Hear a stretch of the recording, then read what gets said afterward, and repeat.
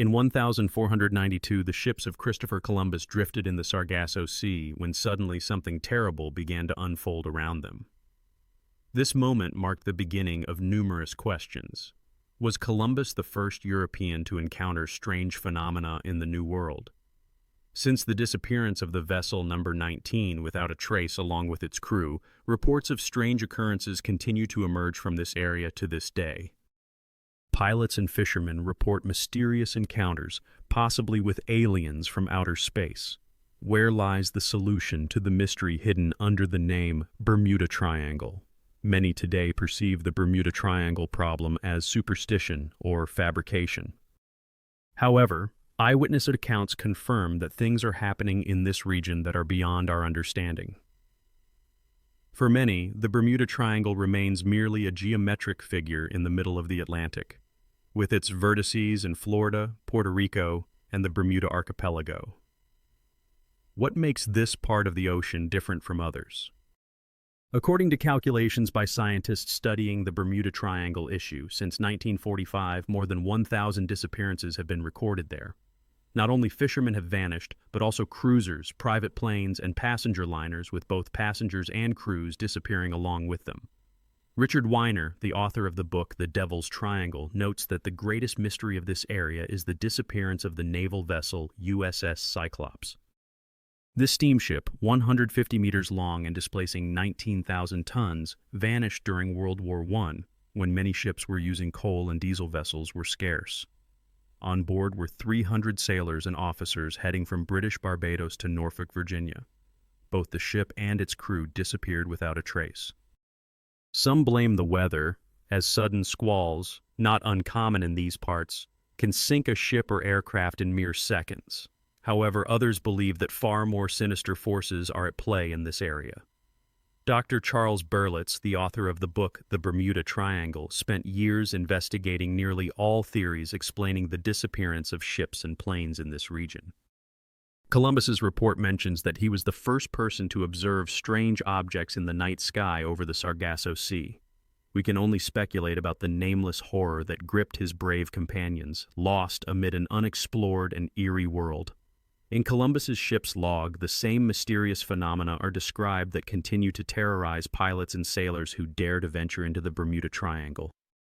The inhabitants of the Caribbean and Puerto Rican islands reported to Columbus that such phenomena are not uncommon in these areas. Their legends constantly mention celestial gods and green fire boats that fly in the sky and swim underwater. The personal experiences of some researchers also confirm strange events. One of them shares, "Personally, I had almost no contact with the forces of the Devil's Triangle. Only once did it seem to me that I saw a lighthouse where there was none." Nevertheless, he knows people who have encountered these forces face to face. They have seen green glows emanating from the sky to the water and disappearing into the abyss, claiming that it was an ilo. All these stories pale in comparison to the most chilling aspects of the Bermuda Triangle: the mysterious disappearances, the lists of missing ships, and the abandoned vessels that have dissolved into the sky. Each of these events serves as a reminder of the human lives behind them. The most famous case of an airplane's disappearance occurred shortly after World War II, when 5 aircraft of the United States Navy vanished. Many believe that this was not without the involvement of UFOs. This happened on the 5th of September, 1945. Squadron 19 took off for a training flight at 2 o'clock in the afternoon with 5 pilots and 10 crew members on board. The commander was Lieutenant Charles Taylor, an experienced combat pilot with vast experience. The planes were supposed to describe a triangle over the sea and return to base after 2 hours. After completing the first leg of the flight, Squadron 19 turned north, and then the pilots began to experience instrument malfunctions. A voice crackled over the airwaves. "My instruments are crazy," another pilot confirmed. "I have the same thing." "Where are we?" Flight instructor Lieutenant Robert Cox heard these communications, but for some reason, the pilots did not hear him. Cox called the base, and it turned out that they had completely lost contact with Squadron 19. Preparations for rescue operations began immediately. Radio operators on the coast continued to receive signals from the lost aircraft until the very evening. Then Lieutenant Taylor's last words were heard over the air: Don't look for us, they look like... What did Taylor see? Why did he decide that they were not worth saving? According to Dr. Charles Berlitz, the rescue team had already taken to the air by that time. But here a new tragedy occurred. The gigantic Martin Mariner with 13 crew members on board disappeared from radar screens. Flight 19 and the Martin Mariner, along with 28 people, vanished without a trace, as if they had passed through some door into another dimension. Dr. Berlitz claims that a special commission attributed these disappearances to faulty instruments, which caused the planes to run out of fuel and crash into the open sea. However, it is unlikely that the instruments could fail on 6 planes simultaneously. Berlitz also mentions that one of the commission members jokingly remarked that Flight 19 seemed to have flown to Mars. Perhaps he was not so far from the truth. In any case, the inhabitants of the southern corner of the Bermuda Triangle would not be surprised even by a Martian. Some scientists believe that aliens from outer space have chosen this area as their base. Could this be where the mystery of the disappearances lies? No one denies that unexplained things happen in the Bermuda Triangle. But how are UFOs connected to this? And how does their activity in this area differ from activity in other corners of the planet? Robert Denning, a researcher and scientific analyst, notes that UFO activity has been observed in Puerto Rico for a long time. There are many photographs showing UFOs emerging from the water and diving back near the coast, especially around the American base Roosevelt Roads. The military tries to keep quiet about this, but you cannot hide a needle in a haystack. In Puerto Rico, there is a beautiful mountain named El Huenze. For unknown reasons, UFOs seem to swirl around it. Denning and his friend, the well-known researcher N. Block, visited this mountain. And what did they discover?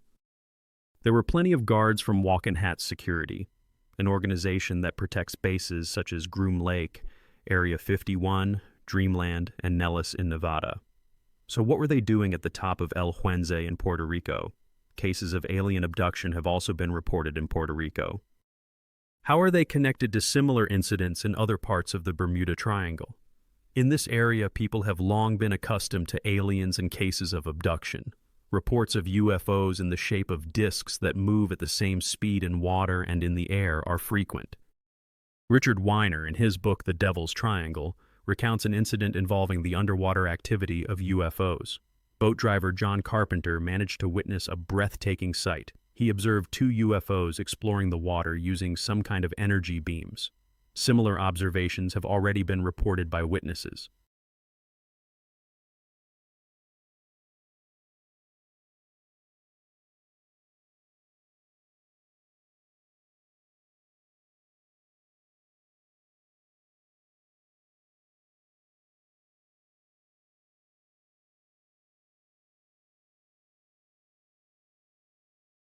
He suggests that UFOs may be frequently observed in this area because they might have a base there. Some scientists believe that aliens have been visiting Earth for thousands of years, and some even suggest that they established a colony here. According to an ancient legend, Atlantis disappeared as a result of a natural cataclysm and has been resting on the seabed for 12,000 years. It is possible that it truly was a colony of extraterrestrials. McCall wonders whether aliens are studying humans by observing them from the depths of the ocean, and whether they sometimes need samples for research. He suggests that the abducted may be held in some underground hangars, although this is not necessarily the case. They could be kept in places that merely look like underground hangars. Some of the victims insist that American military personnel were involved in their abduction. This may be true, but it is also possible that the abductors simply disguised themselves as American military personnel to confuse their victims. In the Bermuda Triangle, not only light or energy beams are observed, but sometimes strange phenomena are accompanied by fog or haze. Einstein claimed that the Bermuda Triangle is a doorway to another space-time dimension. Perhaps the key to this door is aboard a UFO. George Winfield, the editor of the magazine Star Watcher, notes that they are dealing with interdimensional phenomena. Research on these phenomena has been ongoing since 1947, but they have a much older history. The UFO phenomenon is very complex and consists of several aspects. Journalist and researcher George Schnipp raises the question of where UFOs come from. He notes that there is no definitive answer to this question. Some believe that aliens come from other dimensions, others refer to parallel universes, while others believe that it is us ourselves, just arriving from a distant future. Schnipp is also curious if there are witnesses who have been beyond this barrier and returned. According to experts, the continuously growing number of reports indicates that thousands of people have been aboard UFOs. These messages resonate with cases of abductions in the Bermuda Triangle. The appearance of UFOs in this area is often accompanied by sightings of energy beams, and some witnesses also report a greenish fog. Charles Berlitz recounts the case of Chuck Wakely, a pilot from Miami. After completing a charter flight to Nassau, he was returning to Miami when the sky was suddenly enveloped by a glowing greenish fog, so dense that visibility was lost. Wakely noted that his instruments stopped working, and he was forced to disconnect from control. Soon, the fog disappeared and the flight continued normally. Disappearances in the Bermuda Triangle may be linked to abductions. Let us consider the case of Flight 401 of National Airlines. The crew requested a temporary check-in in Miami, and the clocks on the control panel were in perfect order. The airplane was following the schedule exactly. Later, the second pilot recalled that at that moment the cockpit was shrouded in a greenish fog, but otherwise everything was fine. However, at Miami Airport, the aircraft 727 suddenly disappeared from the screen. The dispatcher immediately declared an alarm, and within a minute the Coast Guard was put on alert while the airport prepared for the worst. The flight attendant was surprised that she managed to complete a task that usually takes 10 to 12 minutes in just 3 minutes. The second pilot noticed that the green fog around the airplane suddenly vanished, and the sky became absolutely clear. Exactly 10 minutes after the disappearance of Flight 727, it reappeared on the screen. Later investigations showed that the onboard equipment was in perfect order. Flight 727 safely landed in Miami. The crew watched in bewilderment as the rescue equipment was ready for action. The pilots could not believe that the airplane had been delayed by 10 minutes. When they began to synchronize their watches, it turned out that everyone on board had watches that were exactly 10 minutes slow. What is the green fog? Could it be a doorway to another dimension? Captain Don Henry, who was returning from Puerto Rico with 25,000 tons of cargo, knows this better than anyone else. That day, the weather was wonderful, and he was resting in his cabin when suddenly the electricity began to malfunction. They checked everything: generators, switches, breakers, everything was in order. However, something strange was happening on deck. The entire barge was enveloped in some fog. Deciding to check what was going on, the captain went down and encountered the unimaginable. With 25 years of sailing experience, he had never seen such strange squalls. Suddenly, all the instruments failed. The compass, the radio, the radar, everything went to hell. At first, they were only afraid for the cargo, but soon fear gripped them for their own lives as well. Despite the powerful diesel engines, the barge could not move an inch. Something was holding them back. When the squall finally subsided, they set the autopilot and went to inspect the damage. On the deck, the captain saw something that sent chills down his spine. Their rope was simply hanging in the air, and there was nothing at the other end. When they pulled it out, it turned out to be hot, and its end was neither frayed nor broken, but rather as if it had been severed. An anomalous force was clearly felt in the air, and the fastenings could burn you. Captain Henry believes they were lucky to return home alive. The rope was just hanging in the air, and the barge with the cargo, according to him, seemed to have evaporated. Could this be related to aliens? This assumption might explain the strange events in the Bermuda Triangle. It is likely that the missing ships and airplanes were captured by UFOs. But perhaps there are other explanations. Maybe the disappearances are due to trivial natural phenomena or something more terrible than UFOs. While studying the Bermuda Triangle, researchers are gathering more and more evidence pointing to possible alien involvement in the disappearances. But is this really the case? Some areas of the ocean seem to possess the ability to quickly absorb objects. Strange, but true. Not a single piece of wreckage from the ships and airplanes that have disappeared in the Bermuda Triangle has been found to this day. Some claim that these vessels were needed by the abductors intact and unharmed. Once a year, someone inevitably reports the discovery of wreckage from missing bombers. The last time it was rescuers from Fort Lauderdale who claimed to have found 3 or 4 airplanes that were supposedly part of Flight 19. However, after conducting a small investigation, Captain Henry discovered that after the war, many such airplanes had accumulated at the Fort Lauderdale base, which were often dismantled for parts for other machines. To dispose of the wreckage, they were loaded onto ships and dumped overboard into the open sea. He believes that the found airplanes ended up in the ocean in this manner, but if aliens are indeed capturing vessels, then why does this happen only in one place on the planet? Strange things happen not only in the Bermuda Triangle. A similar place exists off the eastern coast of Japan, known as the Devil's Sea. If one were to drill a well through the Earth's core in the center of the Bermuda Triangle, one would ultimately find oneself in the Devil's Sea. By the way, only in these 2 places does the compass point to geographic north rather than magnetic north, as it does in the rest of the world. Does this mean that we are close to unraveling the mystery of the Bermuda Triangle? Dr. David Jacobs, author of the book UFOs, The Problem in America, notes that, unfortunately, we still do not know much. Many facts have been accumulated, but this issue has always remained closed. The question of the purpose of abductions remains open. However, researchers are confident that they are close to a solution. In recent years, a wealth of information and facts has poured in, allowing for significant progress in understanding this phenomenon. One of the researchers states, "I believe that in the coming years we will solve not only the mystery of the Bermuda Triangle but also UFOs in general. Thousands of missing ships and airplanes have left no traces on Earth. Perhaps one day it will be revealed who is behind the mysterious disappearances and anomalous phenomena occurring in this part of the world's oceans. But for now, the eerie phenomenon of the Bermuda Triangle remains an unsolved mystery in the pages of UFO diaries." Some scientists hypothesize that the Great Pyramid of Giza was built long before the first pharaohs. The question of the sacred granite slabs located at its heart remains open. Who and why placed them there? Researchers suggest that the pyramids of Giza may have served as beacons for extraterrestrials, guiding them to a spaceport in the Sinai Desert, to a corridor, the end of the cosmic desert. Recent discoveries in the field of astronautics confirm the existence of a connection between Egyptian and Martian pyramids. Perhaps our true homeland is Mars.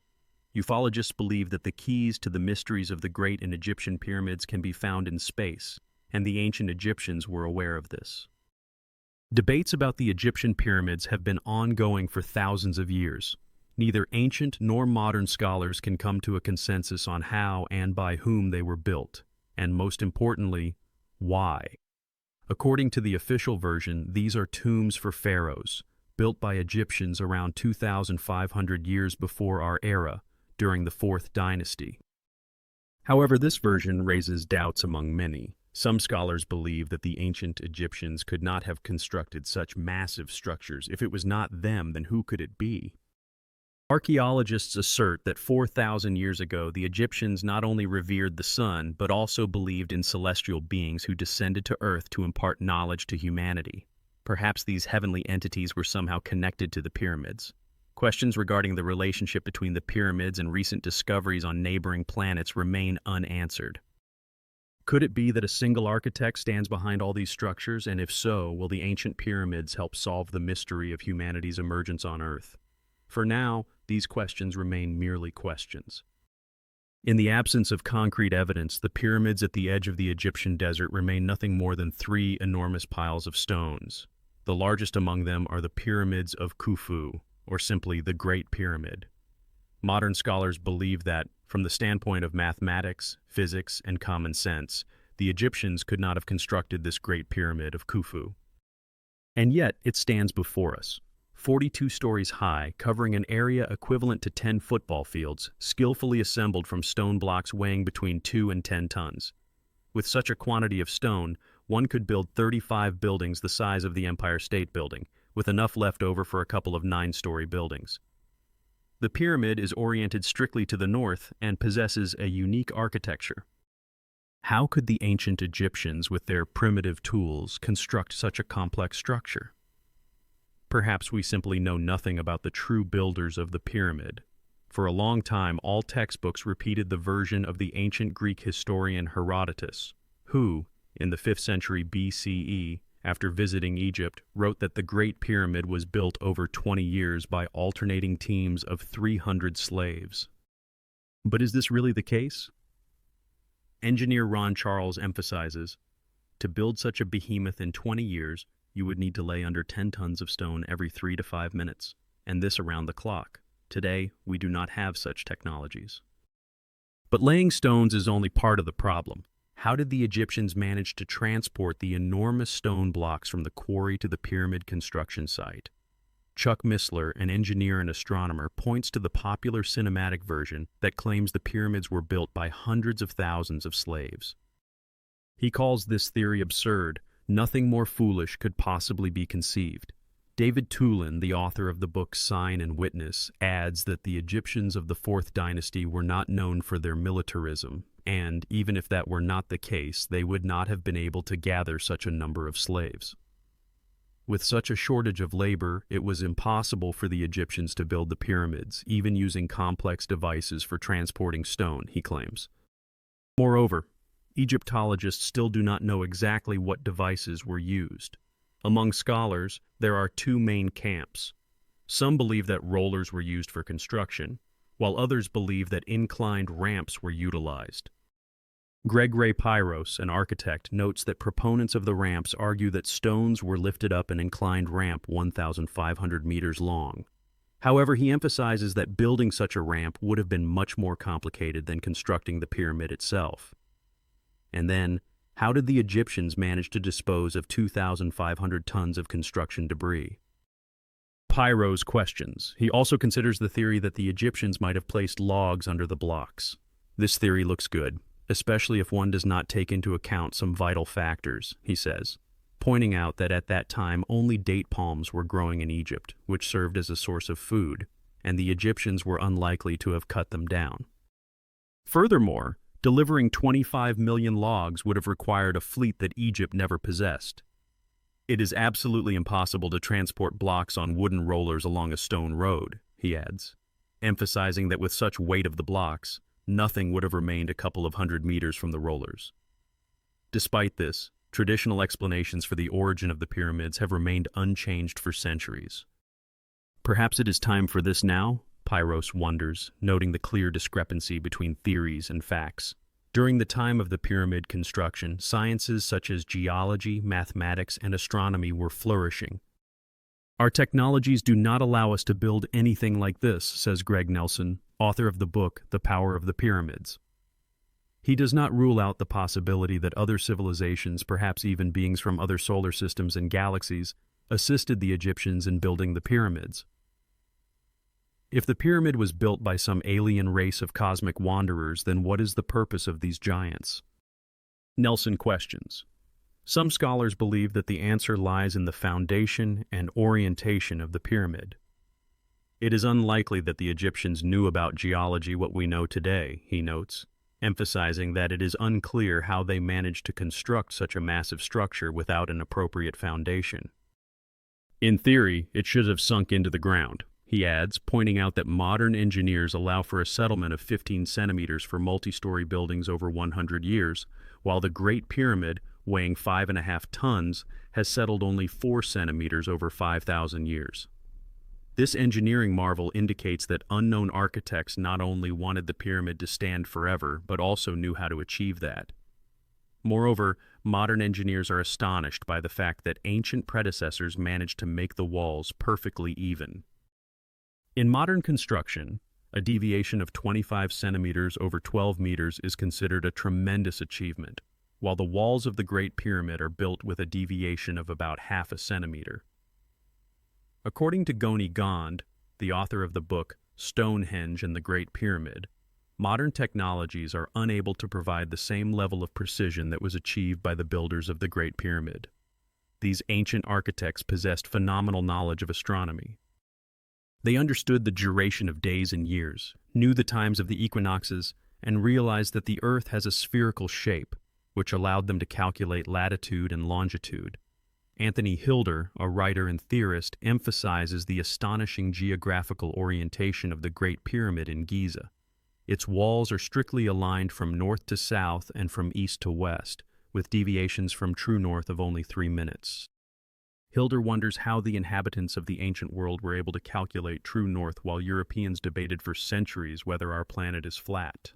Egyptians, or their mentors, were already calculating latitude and longitude on the spherical surface of the Earth freely 4,000 years ago. Richard Hoagland, the author of the book Martian Monuments, claims that 2 recent scientific discoveries refute traditional notions that the Egyptian pyramids served as tombs for pharaohs. The first discovery concerns radioactive and radiocarbon samples that showed that the apex of the pyramid is several thousand years older than its base. The second discovery is related to radioactive sand found in the center of the pyramid, in the chambers behind the royal burial chamber. These 2 facts, according to Hoagland, explain each other well and may indicate the presence of technologies that were familiar to the builders of the Great Pyramid. There are also speculations about interplanetary travel and the presence of extraterrestrials. Some scholars express the opinion that a powerful black energy operates within the Great Pyramid, which they refer to as the Curse of the Pharaohs. David Davis, a writer and historian, notes that the Curse of the Pharaohs first affected 2 Englishmen, Howard Carter and Lord Carnarvon, who in 1920 explored the tomb of Tutankhamun. Among the artifacts, they found a tablet with a curse warning against disturbing the pharaoh's rest. Although this did not frighten the scholars, their local assistants might have panicked and fled, hiding the tablet. However, shortly after this, 36 people involved in the excavations died. Carnarvon and Carter were about to open the mummy when the former suddenly fell ill and soon died from an unknown disease. At the moment of his death, electricity went out across all of Cairo.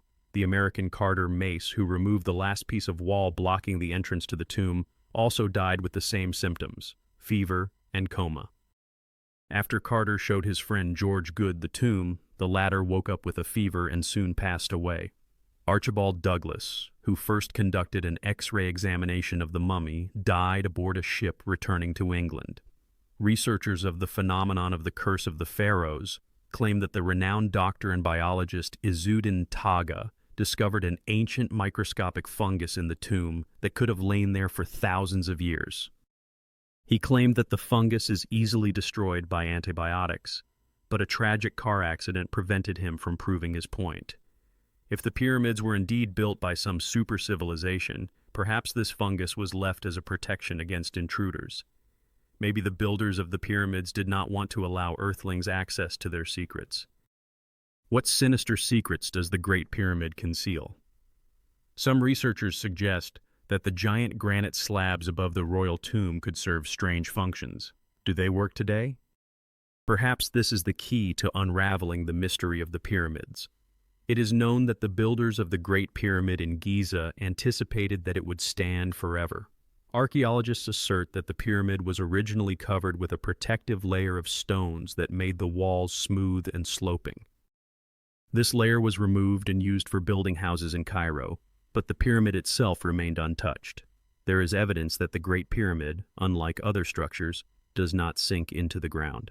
It is also known about the Curse of the Pharaohs, a certain force that kills anyone who approaches ancient secrets too closely. It is obvious that the builders of the pyramid did not want to allow any intrusion into its depths. But why? Perhaps they planned to make use of it again someday. In the early 1950s, scientists began to explore the vast library of clay tablets found in the ruins of a storage facility in Nineveh. Science knows of no older records. One of the texts describes something resembling the Egyptian pyramids. The Sumerian tablets are believed to be 10,000 years older than the Egyptian ones, which are thought to have built the pyramids. If the translation is to be believed, the pyramids stood in the desert long before the first pharaohs appeared. If this is true, the key to the ancient pyramids may lie within these tablets. Dr. Zecharia Sitchin, the author of the book Stairway to Heaven, has studied the mysteries of the Sumerian texts for many years. Based on these texts, it can be suggested that the pyramids of Giza served as beacons for alien ships, guiding them to a spaceport in the Sinai Desert. This is quite an exotic hypothesis, but how could aliens have used these beacons? With all their sizes, they are impossible to distinguish from space. Kenneth McCulloch, the author of the book Man as a Citizen of the Universe, puts forward an interesting theory. He believes that a certain energy beam emanates from the top of the pyramid, which increases in diameter as it rises. According to this theory, the pyramids, unlike simple stone mounds, emit energy. But what distinguishes them from the latter? Roger Oakland, a writer and science popularizer, explains that the pyramids have a crystalline structure and are therefore sensitive to wave energy and even cosmic microwaves. Above the royal tomb and the Great Pyramid in Giza are 5 granite slabs that the Egyptians referred to as stones of the spirits. These slabs may serve as a gigantic receiver aimed at some area of the universe. Inside the pyramid, an energy beam bursts forth, expanding in diameter as it moves away from the Earth. This phenomenon was first noticed by the English inventor Sir Simmons. When he was about to drink wine from a bottle, he suddenly felt a slight electric discharge. This surprised Simmons, and he wrapped the bottle in a wet newspaper, turning it into a simple battery known as a Leyden jar. Thus, the Great Pyramid may be a gigantic energy accumulator, but it is unknown what it is intended for. The only authoritative figure asserting that radioactive sand was found in the pyramid remains Dr. Ibram Nevgavi. In 1987, he attended an archaeological conference in Tennessee, where his friend claimed that he had heard from him about radioactive sand in the heart of the Great Pyramid. This suggests that it was not a primitive civilization that worked there, but rather someone very advanced. Thus, the ancient Sumerian texts may describe the true purposes of the pyramids as beacons for cosmic wanderers. It sounds incredible, but this is the first hypothesis that explains all the peculiarities of the Great Pyramid, its location, construction, and design.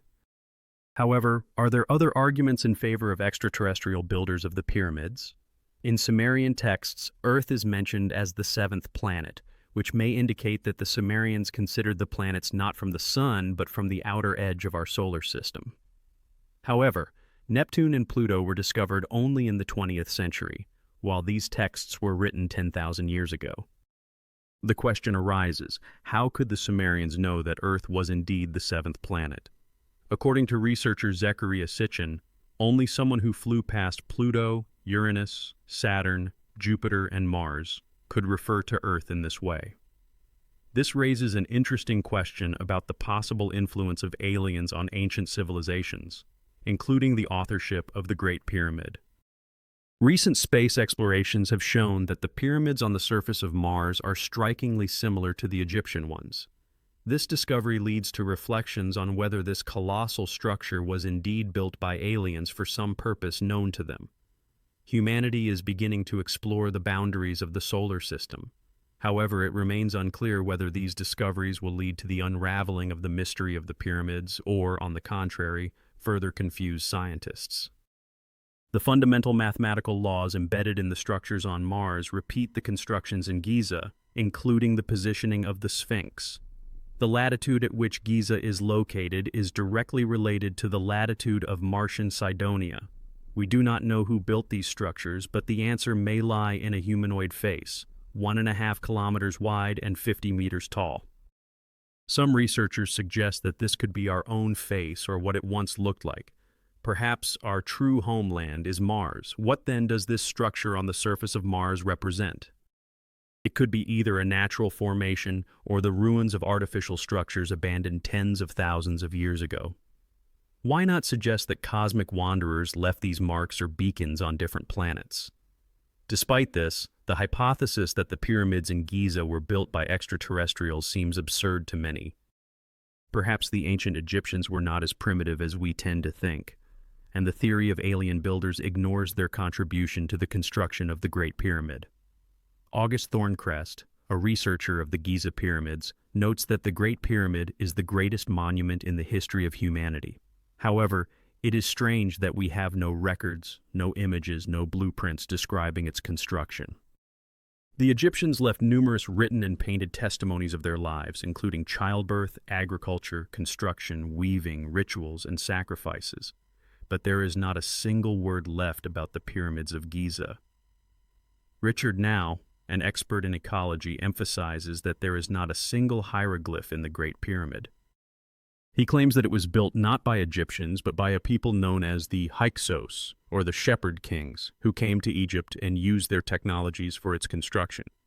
Experts from various fields of knowledge seem to be saying the same thing. Were the signs of extraterrestrial visitation to Earth obvious to humanity from the very beginning of its history? Did the Egyptians remain silent about the construction of the pyramids because they were already standing there when a new culture emerged in the Nile Valley? And does this mean that the mystery of the pyramids will never be solved by Earthlings? Meanwhile, the mysterious silent pyramids remain one of the most captivating mysteries in history. In December 1965, the residents of the town of Kecksburg, Pennsylvania, witnessed a strange phenomenon. An unusual craft flew across the sky and landed in a nearby forest.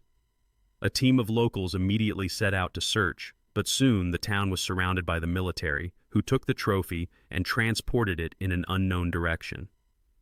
In the small town of Kecksburg, Pennsylvania, the spirit of controversy has lingered for 30 years.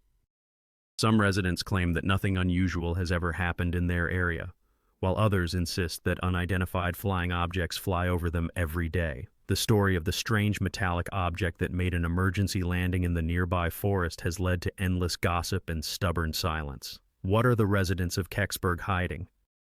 A military secret or a secret of the universe? To understand this, it is necessary to return to December 1965.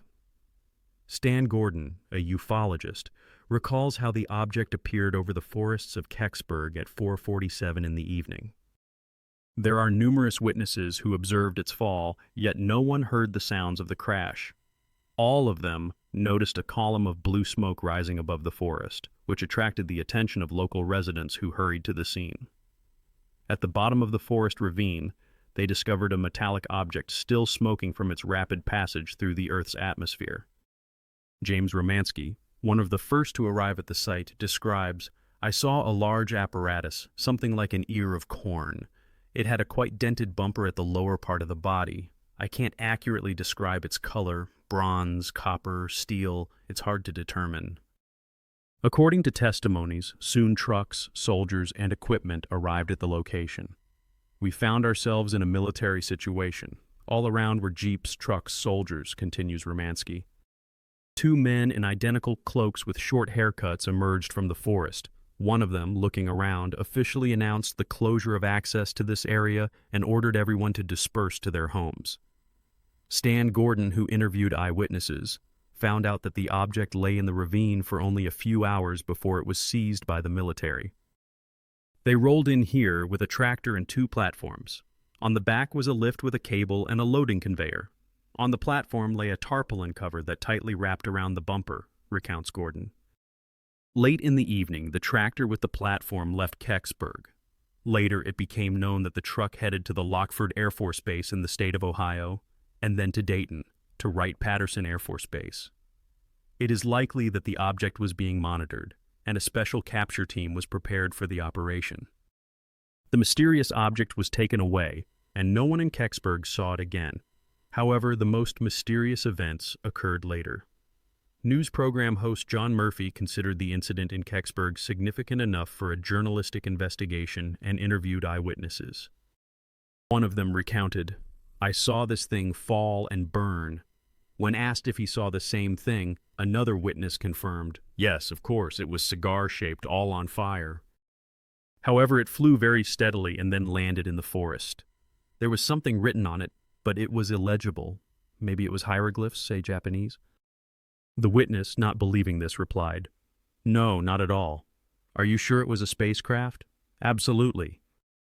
"It was bright," he assured. There were many soldiers around, and people did not know what was happening, which added to the atmosphere of fear and uncertainty. Eyewitnesses of the object's fall and its capture were later very frightened. John Murphy, one of the witnesses, shares his impressions. Soon after the incident, people who had willingly shared their observations suddenly began to refuse to mention their names. What happened in the hours following the eyewitness testimonies? That night, there were indeed many military personnel, and according to some, these individuals did not refuse to testify of their own volition. Perhaps they were simply forced to do so, or even paid for their silence. Kevin Randall, the author of the book The History of Crashes and Cover-Ups, claims that the official authorities deny any connection between UFOs and aliens, although they actually know of their existence. He emphasizes, the military knew they were dealing with a spacecraft. That is why they behaved as if they were at war. However, the question arises, where is the evidence that the craft was not launched by the military themselves? How can we know the truth about what happened on the 9th of December 1965? Perhaps we are searching for something that did not actually exist. Some residents of Kecksburg assert that there is no military secret here. Many reject the version of a crash over Kecksburg and believe that it was an ordinary meteorite. According to Jim Romanski, the meteorite version was suggested by the military 30 years ago. Someone from the locals asked what they thought it was, and the military without hesitation blurted out meteorite. In response, we just laughed because we knew it was pure nonsense, he recalls. Nevertheless, this version became the official one. Can we now, after 30 years of disagreements among the eyewitnesses themselves, find out where the ends and beginnings of this story are hidden? Since it is unknown in which museum the hastily removed meteorite is gathering dust, let us begin our investigation by sifting through the obviously false testimonies. True ufologists always try to find a logical explanation for mysterious phenomena and fantastic accounts from witnesses. First of all, let us discard the version about a hoax. That evening, something indeed occurred that raised the troops on alert. Their actions can only be explained by an event of national significance. The flight of a bright fireball was observed in Canada and several American states, including Michigan, Indiana, Ohio, and Pennsylvania. Thus, Kecksburg is merely the finale of this story. The testimonies of the eyewitnesses contradict each other. Can this object be considered man-made, or is it really a meteorite? A meteorite is a fragment of cosmic rock that travels at speeds of several thousand kilometers per hour and ignites from friction in the Earth's atmosphere. Typically, it moves in a straight trajectory, while the observed object changed course several times. People who witnessed it before its fall noted that it was flying slowly, as if it were planning. In any case, the memory of the object was not dictated by its supposedly supersonic flight. The automatic landing, the metallic body without joints and seams, the mysterious letters on the panel, the general alert, all these are real facts, so reminiscent of the fantasies of science fiction writers about invasions from other worlds. In Kecksburg, a number of eyewitnesses claim that the military appeared there literally a couple of hours after the fall of this alleged meteorite. Troops gradually gathered from various deployment locations, creating an atmosphere of tension. The organized capture of the meteorite became something completely new for the American Army, and it sounded almost like a joke. According to James Romanski, the troops also occupied several buildings. Jeeps, buses, and trucks were parked at the fire station, and people in uniform were around. One of the witnesses, being at the scene, even thought that a war had begun. At the entrance stood two guards with weapons, and when one of them asked to enter for a necessity, the guards merely mumbled in response that it was not allowed. The situation resembled a state of martial law, as if from a movie. There are numerous documents confirming the involvement of the United States in the capture of cosmic objects on its territory. In this context, two scenarios stand out that require the creation of special capture teams. The first is when a spacecraft from another side lands on the country's territory, and the second is when the object becomes an alien ship. Stan Gordon, an investigator of the incidents in Kecksburg, reviewed the reports from the radar service of the 662nd Squadron. These records confirm the existence of specially trained rapid response teams tasked with capturing unidentified flying objects.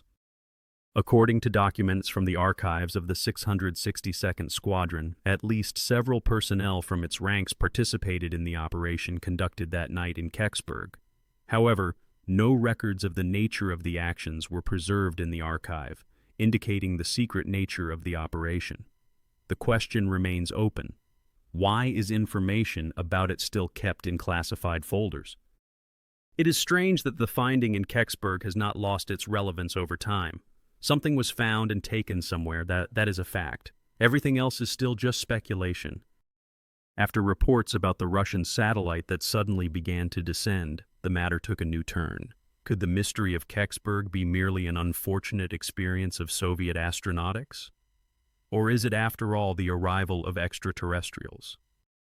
Which of these hypotheses can explain the mystery of the unidentified object that fell in Kecksburg? Richard, an expert on ecological issues, noted that in 1965, the USSR and the USA had equal chances of placing nuclear weapons in orbit, and each side was interested in the secrets of the other. When launching spent stages of space rockets, they usually burn up in the atmosphere, although in some cases, complete combustion does not occur. This practice has not changed to this day, and sometimes large components fall to Earth intact. There is a treaty under which countries are obliged to return fallen satellites that they launched. The Americans eagerly searched for the Soviet satellite Cosmos 96, which at that time represented cutting-edge technology. Special significance was attributed to the components of space rockets and nuclear weapons. Why, now that the Cold War has given way to friendlier relations, not part ways with the military secrets of those years? Could the find in Kecksburg have turned out to be a fragment of a Soviet rocket or even a detached warhead? First of all, space launch vehicles are not equipped with a soft landing system, which was observed in Kecksburg. Secondly, if such an event had occurred, there would be no intact windows left in the vicinity. Cosmos 96 was launched on the 23rd of November 1965, and its booster separated over Canada a few hours before the events in Kecksburg. Indeed, these two events have much in common, but only in that they occurred almost simultaneously. So, instead of Venus, the Soviet satellite ended up in Kecksburg, and the origin of the inscription on it is quite earthly. It was covered with circles, stars, and various squiggles. Perhaps these were hieroglyphs, say Japanese. However, as one of the researchers noted, he had never seen such hieroglyphs. The markings on Soviet satellites of those years puzzled those who were not familiar with the Russian language or Cyrillic script. Considering that the charred object in the atmosphere was far from new, the markings on it could have been distorted. One of the researchers, whose roots trace back to Kiev, recalls how he once asked his father to write something in their native languages, Ukrainian and Russian. He insists that Polish and Russian writing have nothing in common with what he saw with his own eyes. Nevertheless, most people have calmed down, believing that the spacecraft Cosmos 96 and the object that fell in Kecksburg are one and the same. However, Stan Gordon, a researcher, was clearly dissatisfied with this conclusion. He emphasizes that the satellite should have welding seams and instruments, and the photographs of the object he saw show that it is definitely not Cosmos 96.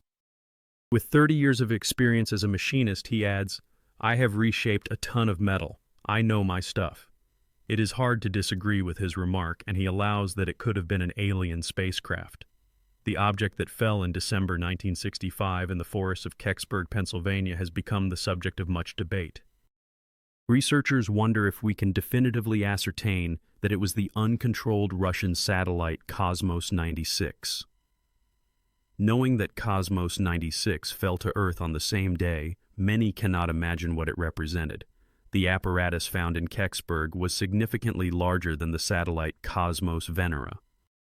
It had neither rivets, nor bolts, nor seams, and also lacked the external sensor antennas that distinguish most Soviet satellites. According to American intelligence, Cosmos 96 entered the Earth's atmosphere at 3:18 in the morning over Canada. Without seeing the object itself, it is impossible to make a definitive conclusion about its origin. Perhaps it is still stored in a hangar at a secret base, but that too remains in question. The Russian embassy does not have information about the fall of a Soviet satellite on Pennsylvania territory. And according to American government agencies, nothing like that could have happened to their orbital technology. In the U.S. Air Force project Blue Book, which addresses UFO issues, the official version presented is that of a meteorite. Robert Blyston, a witness to the events, shares his opinion.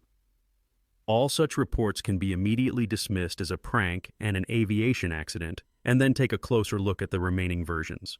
For me, it is a UFO. He also adds that the most plausible version remains that of an artificial satellite, although he still has not seen anything like it. When asked if he believes it was aliens, he confidently replies, "Correct, anyone but Earthlings." The consequences continue, and until new information about the Kecksburg object appears, it remains only to speculate which version will become historical. Perhaps it really was an alien spacecraft. After all, something fell from the sky that day onto the forests of Kecksburg, and that something was quickly hidden by the military.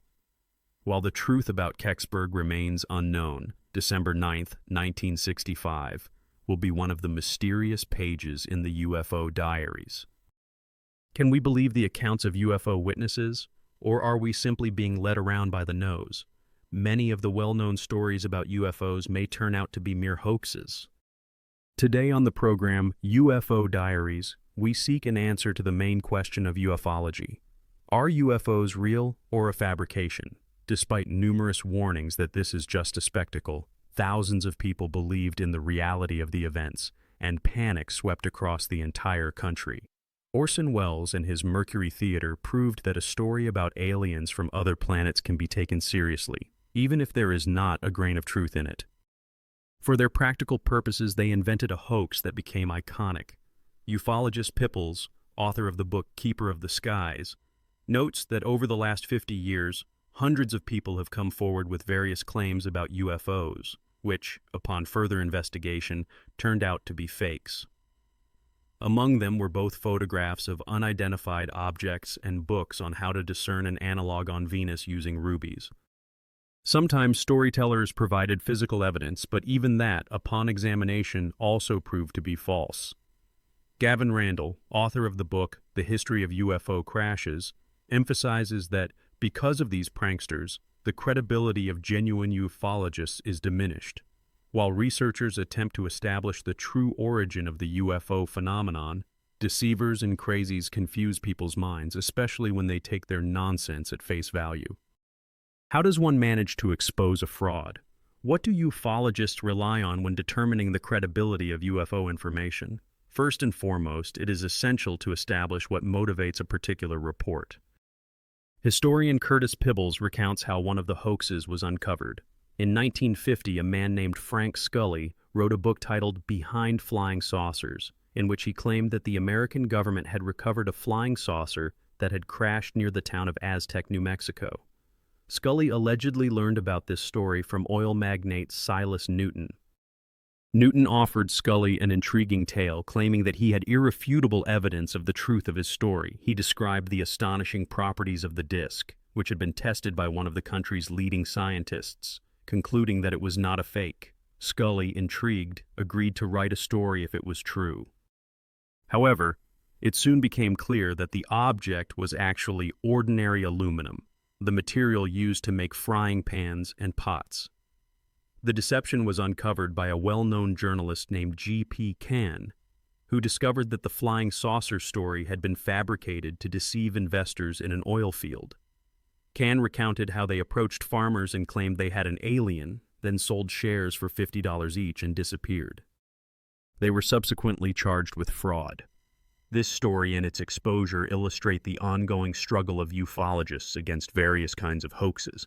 But which testimonies can be trusted? With so many eyewitnesses, the truth seems elusive. There are only individual accounts of what they supposedly saw. Does this mean that it is actually impossible to prove the existence of extraterrestrials, even in our age of active space exploration? With complete trust in astronauts, can we consider their reports of unidentified objects as irrefutable evidence? During the early flights, astronauts often spoke of observing UFOs. However, today ufologists tend to doubt the reliability of that information. In some cases, the testimonies of astronauts turned out to be simply ridiculous mistakes. A striking example can be found in the report of Jim McDivitt, a crew member of the Gemini 4 spacecraft. According to him, a huge spherical object from which a hand was protruding swam nearby the spacecraft. It was later proven that this object was the JME-4 booster rocket, which had entered the same orbit. It was a funny mistake, but nothing more. No alien ship.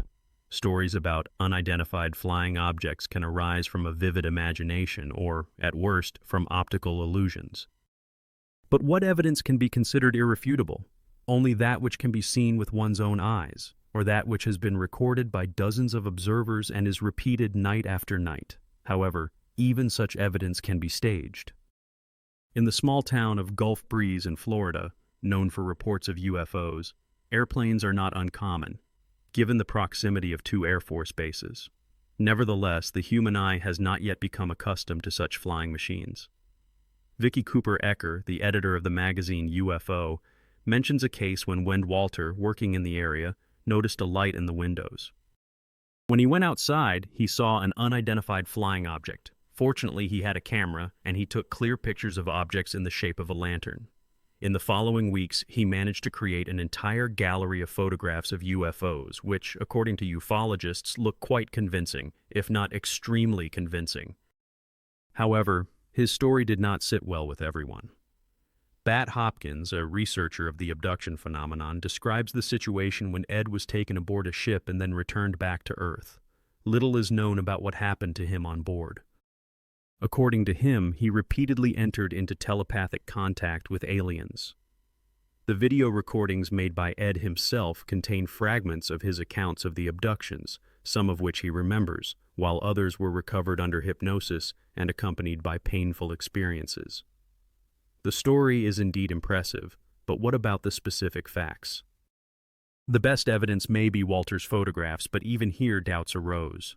Some residents of Gulf Breeze confirmed his story, reporting their observations of a similar object, but unfortunately, none of them were able to provide equally clear photographs.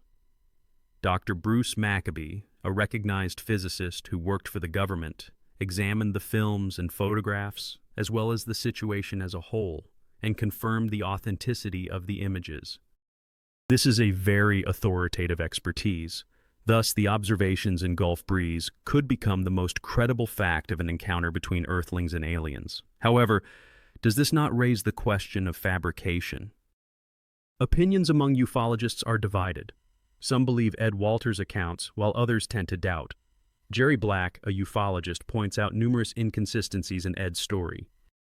Mr. William Heiser, an independent photo analyst invited to analyze the photographs, determined that one of the photographs, number 19, is undoubtedly a frame overlay. It depicts a UFO hovering over the highway, while the truck, driven by Ed, is parked on the shoulder. The object is supposedly gliding over the road, illuminating it with beams from the underside of its body, yet the UFO is not reflected on the truck's hood. This raises doubts, as the glow should have reflected on the hood. Danny, Walter's son, has a friend named Tom who recently stated that he helped Ed process the photographs. After that, Walter began to deny many of the previously stated facts, which alarmed many of the earlier researchers. In my opinion, there is much that needs to be reconsidered here. In the house that previously belonged to Ed Walters, a model of a spaceship made of paper was discovered. It lay on the attic floor and bore the name of Ed Walters. This was a paper model, likely one of the prototypes from which he began. There were probably several models, and this is one of the earliest. At least it was not present in the photographs submitted by Ed Walters for public viewing. Many speculate that Walters left the model in the attic when experts arrived at his home.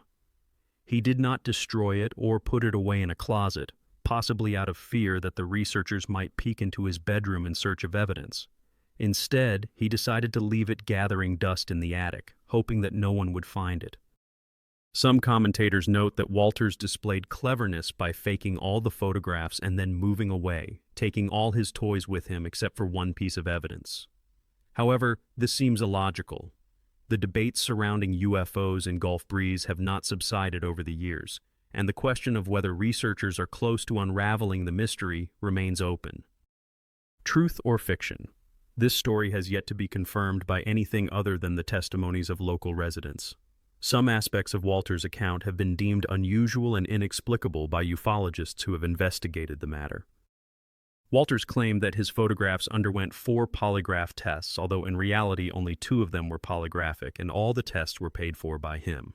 Experts in the field of polygraphy assert that the results of these tests cannot be considered valid. There are several arguments in favor of Walters. The model was apparently glued together from light copies that were lying around his home. Many people make photocopies of documents when moving, and someone could have collected them and glued together the model. It is strange that Walters would have disposed of his documents in such a manner. Opponents of Walters established that these were blueprints belonging to him, and the packet of blueprints was drawn up a couple of years after the photographs were taken. Thus, there is no connection between the model and the image of the UFO.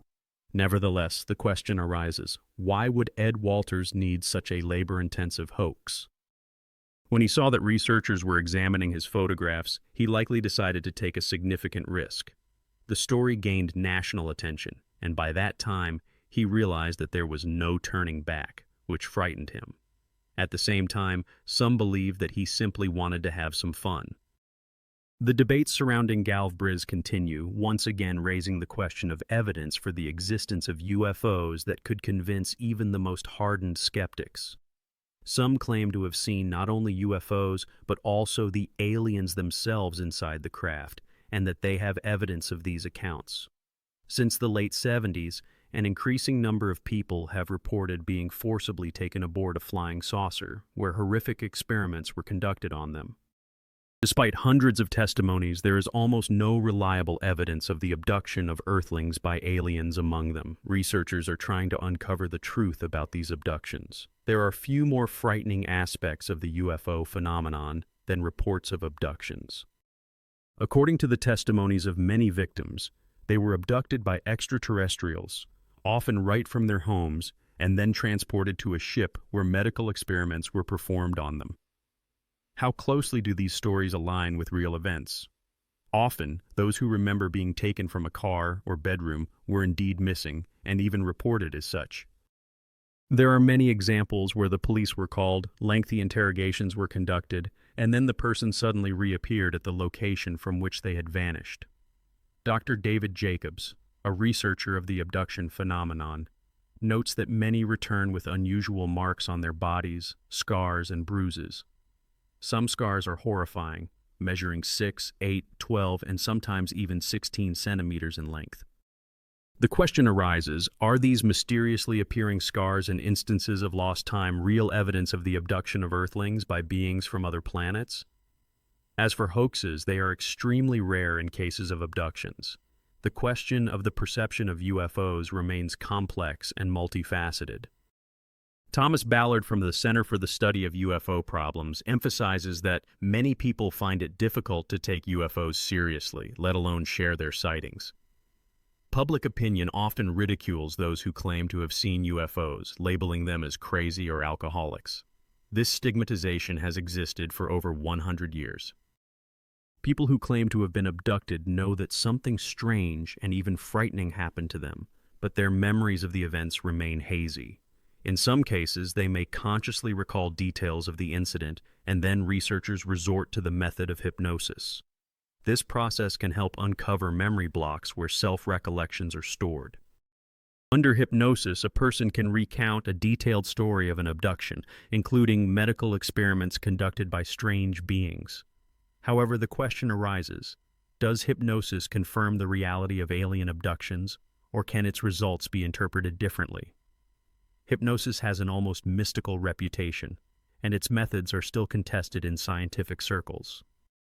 In the late 1970s, Professor of English Arvin Lawson and his students conducted an experiment with participants who were not connected to UFO abductions. Under hypnosis, they were to narrate a story of their abduction. The texts produced bore similarities in some aspects to well-known abduction stories of that time, leading Lawson to conclude that an ordinary person could recount an abduction even without actually experiencing it. This raises the question of the existence of a collective representation of alien abductions.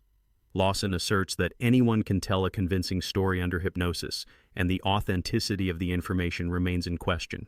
This experiment calls into doubt the truthfulness of the testimonies of so-called abductees and can be interpreted as a play of a sick imagination correlated with collective representations of UFOs. Hypnosis cannot serve as an absolute measure of truthfulness, as memories under hypnosis may be a mixture of reality and imagination. Nevertheless, many ufologists place great importance on abduction testimonies, even if they are obtained under hypnosis. If it can be explained why people tell these stories without hypnosis, it may cause even the most hardened skeptics to ponder. Hypnosis is used because it indeed works. Some UFO researchers set high standards for the credibility of information. But the question remains, how much testimony survives such a harsh selection? When will we finally obtain irrefutable proof of the existence of extraterrestrials? If intelligent beings from other planets truly visit Earth, it is logical to assume that they surpass us in intellect and technology. This may also mean that they study us and interact with us while remaining invisible. The question remains open. Will we ever be able to prove or disprove the presence of extraterrestrial beings on Earth? Is there enough evidence of abductions to confirm their existence, or is something more convincing required? Perhaps it is necessary for a UFO to land on the lawn of the White House. It is unclear on what basis commonly accepted statements like, "If they exist, show them to us," are built. All the elements needed to create a comprehensive picture have already been gathered. There are samples of the material from which, presumably, the flying saucer is made. The landing sites of UFOs and any forms of contact between extraterrestrial craft and the environment are being investigated. There is still much that remains unexplored in this field. Furthermore, there are photographs that have been processed using computer technologies and other enhancement methods. These images are not forgeries. The problem is that it has not been possible to find the thread on which the unidentified object is suspended. There are video recordings, film reels, and eyewitness testimonies from credible individuals, as well as numerous reports. George Schnee, a journalist, emphasizes that they welcome any criticism from those who deny their research. He clarifies that it is not about skeptics, but rather that achieving a real refutation of the UFO phenomenon is impossible. The reason, he says, is simple. People have observed UFOs on all continents and in all cultures for hundreds of thousands of years. Millions of witnesses confirm this. If this were happening in a court of law, these testimonies would be sufficient to assert the truth. However, when it comes to UFOs, for some reason, it is preemptively assumed that it is a lie. Sean believes that 90% of all UFO sightings are misinterpretations of explainable phenomena. At the same time, 9 out of 10 genuine testimonies remain unknown. Nevertheless, even the available data looks astonishing. Reports continue to come in. The question of whether a person is alone in the universe has been discussed for centuries. The answer may appear in places where it is least expected. But until then, there will remain another unresolved question in the world: UFOs. Is it truth or fiction? And people's gazes will remain fixed on the skies in anticipation of new entries in the UFO diaries.